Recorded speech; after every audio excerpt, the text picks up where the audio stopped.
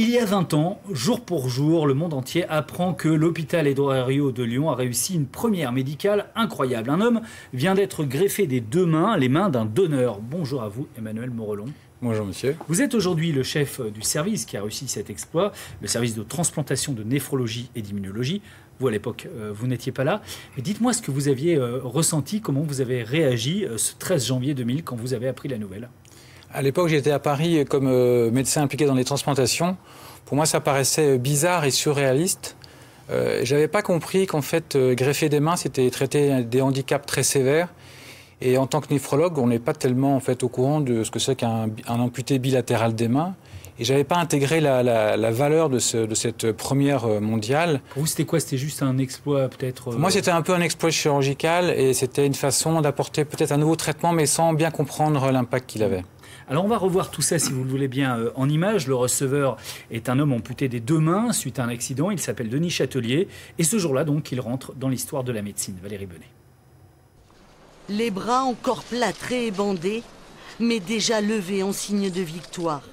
3 semaines seulement après sa double greffe, Denis Châtelier, 33 ans, face aux objectifs du monde entier, exhibe son bonheur d'avoir à nouveau deux mains. Je vous un peu les doigts, surtout de la main droite parce que je suis droitier. Voilà, ce que ça donne. 4 ans plus tôt, l'explosion d'une fusée artisanale l'avait privé de ses deux mains. Mais il ne supportait pas ses prothèses. Et c'est en voyant le néo-zélandais Clint Hallam, premier homme au monde à avoir bénéficié d'une greffe de main, qu'il a décidé de se porter candidat auprès des équipes du professeur Dubernard. Le 13 janvier 2000, à l'hôpital Édouard Herriot, l'opération va durer pas moins de 17 heures, menée par 18 chirurgiens épaulés par une 50aine de spécialistes internationaux qui se relaient pour effectuer les multiples sutures. Un miracle pour le receveur, qui devra toutefois suivre un traitement anti-rejet à vie et une rééducation complexe. C'est extrêmement lourde, 2 fois par jour, pendant les 3 premiers mois et même plus tard. Et c'est une rééducation qui doit durer plus d'1 an. Donc il faut quelqu'un de tenace et d'accrocheur pour se soumettre à cette rééducation. Une volonté qui paye. En 9 mois seulement, les progrès sont spectaculaires. Quand je fais ça, je sens du courant dans les doigts. Quand je fais ça avec mon autre main, je sens que ça me chatouille. Je sens le chaud, je sens le froid. Conscient d'être le bénéficiaire d'une prouesse chirurgicale, Denis Châtelier, qui vient régulièrement suivre des contrôles à Lyon, affiche année après année la joie et la fierté de ses nouvelles mains. J'en suis très content. Et regardez, comme je vous le disais, regardez les ongles qui poussent, les poils, tout. Et quand il y a un match de football, je peux me permettre d'applaudir. Alors cette image-là, elle date de 2002. Depuis, Châtelier ne veut plus répondre aux journalistes. Il fait quand même souvent le trajet entre le Poitou, où il réside, et Lyon, dans votre service, pour le suivi de son traitement, puisque c'est un traitement à vie, évidemment. Oui, les patients greffés des mains, comme tous les patients transplantés d'organes, greffés du rein, greffés du foie ou du cœur, doivent prendre un traitement anti-rejet toute leur vie, sinon ils risquent de perdre leur main de rejet dans un délai qui peut être assez rapide une fois qu'ils ont arrêté le traitement. Donc ils doivent prendre ce traitement. Et nous, une fois par an, on le reçoit à Lyon pour faire un bilan complet de l'état de ses mains, mais aussi de son état global, parce que ce traitement peut donner des complications diverses. Alors ce sera bientôt, du reste, ce sera au mois de février. Comment est-il aujourd'hui, Denis Châtelier? Est-ce qu'il a retrouvé vraiment de la dextérité? Est-ce qu'il peut serrer des objets?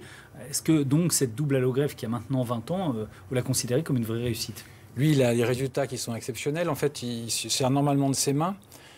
Si on compare à des mains normales, elles ne font pas 100%, elles font peut-être 30 à 40%, mais lui, il a un ressenti de 100%. Il peut avoir des gestes de la vie quotidienne permanente. Et depuis ces années-là où il applaudit, il n'a cessé de s'améliorer et il ne s'est pas du tout dégradé. Donc ses mains sont nettement meilleures probablement qu'à ce moment-là. En tout cas, elles ne se dégradent pas en termes de fonction. La vraie première greffe de la main, c'était quelques années avant, quand, en 98, à Lyon déjà, c'était l'Australien Clint Hallam qui, lui, en revanche, a été réamputé de cette main. Oui, lui, il n'avait pas supporté l'idée de prendre un traitement immunosuppresseur à vie. Et probablement, il n'était pas assez, si je puis dire, handicapé, puisqu'avec une main et une prothèse, on peut faire beaucoup de choses de la vie quotidienne, alors que sans main, c'est vraiment très différent. Ces greffes restent quand même très exceptionnelles, mais il y en a eu d'autres, notamment des doubles allogreffes, dont le service de transplantation de l'hôpital Édouard Herriot reste quand même une référence mondiale. Il y en a eu combien depuis Denis Châtelier? Donc en fait, on a fait depuis lui 6 doubles greffes de main, d'avant-bras, en liaison avec les chirurgiens de la clinique du Parc et le service d'urologie de transplantation que dirigeait M. Dubernard. Donc c'est vraiment et le service de Romain Ferrari qui fait la rééducation. Donc c'est une approche très multidisciplinaire qui a organisé ces 6 transplantations de plus. Donc on est à 7 actuellement. D'ailleurs, vous n'êtes pas chirurgien, vous êtes médecin, vous faites le suivi de ces patients. Où sont les progrès? Est-ce qu'ils sont justement dans le traitement de tous ces médicaments anti-rejet? Les progrès sont effectivement dans la tolérance au traitement. On a des produits maintenant qui sont moins toxiques pour les reins, qui donnent moins de diabète, mais néanmoins, il reste encore des effets secondaires importants, ce qui oblige les patients à être suivis. On les suit de très près toute leur vie, quel qu'ils soient en fait. Et c'est pour ça que pour eux, il y a une contrainte. Et ils savent que s'ils arrêtent, il y a un risque de rejet, ce qui est une contrainte psychologique non négligeable. Il y avait des greffes encore plus spectaculaires. Également, Édouard Herriot, il y a eu la greffe partielle du visage d'Isabelle Dinoir en 2005 en collaboration avec Amiens. Récemment, il y a 2 ans, une greffe complète de visage cette fois. Est-ce qu'on peut tout greffer aujourd'hui? Alors aujourd'hui, on peut greffer effectivement des faces, on peut greffer des mains, des bras, on peut greffer on a greffé des pénis en Afrique du Sud et aux États-Unis, on peut greffer des utérus. Et donc ce champ de ce qu'on appelle des greffes composites vascularisées, c'est-à-dire des greffes d'un organe qui fait un tout, la main ça fait un tout, se développe dans le monde entier. Et ça, c'était à la suite de cette première transplantation, d'abord de 98, puis de 2000. Une dernière question, celle des donneurs. Les mains ne sont pas des organes vitaux. Est-ce qu'il y a des problèmes pour les donneurs, alors qu'on est censé être tous donneurs d'ailleurs, sauf si on exprime un avis contraire, donc on est donneur de cœur ou de foie, mais est-ce qu'on est aussi automatiquement donneur de main, par exemple? Non. Pour les tissus composites, on demande à la famille si elle accepte qu'on prélève ces parties du corps qui sont externes.